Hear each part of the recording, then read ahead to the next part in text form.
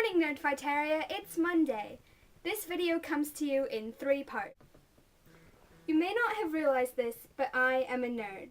Harry Potter, Lord of the Rings, Doctor Who, Bibliophile, Renaissance, Star Kid and Darren Criss, Porcelain Dolls and Collectibles,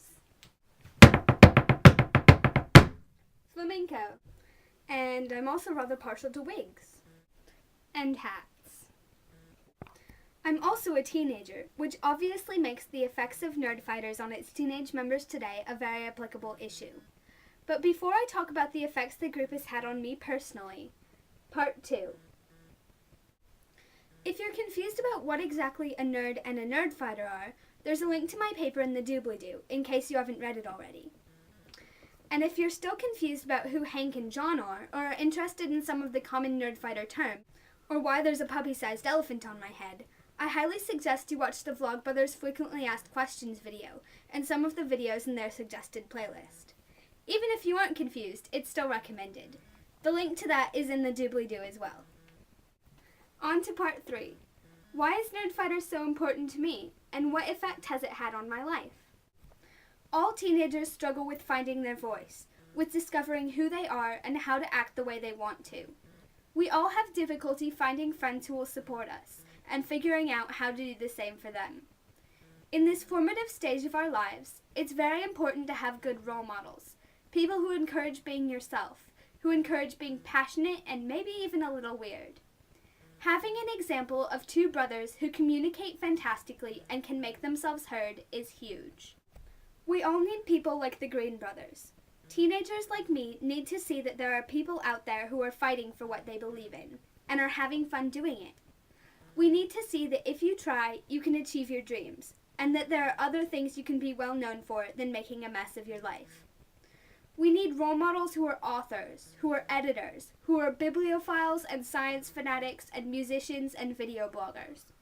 We need the kind of people that Nerdfighters attracts. Interesting people, living real lives, who care about the world around them.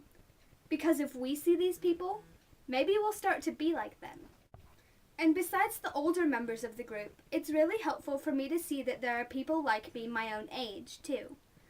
Being a fan of The Lord of the Rings, of grammar and environmental issues, someone who plays harp and dances flamenco, who memorizes Shakespearean monologues and writes papers for fun, this kind of person is hard to find IRL.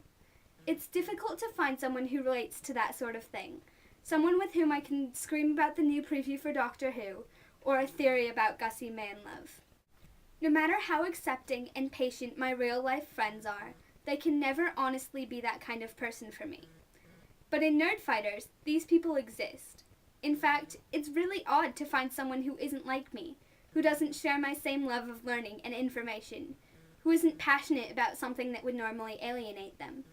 Sure, the obsessions may be different, the interests varied, but in the end, we are alike. We are nerds.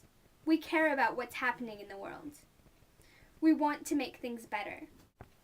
And to know that I'm not the only one who's working to decrease world suck, that I'm not the only one who eagerly waits for a new song about Harry Potter to be released, that I'm not the only one who belts show tunes and rereads The Return of the King when they're sad, that's a fantastic feeling.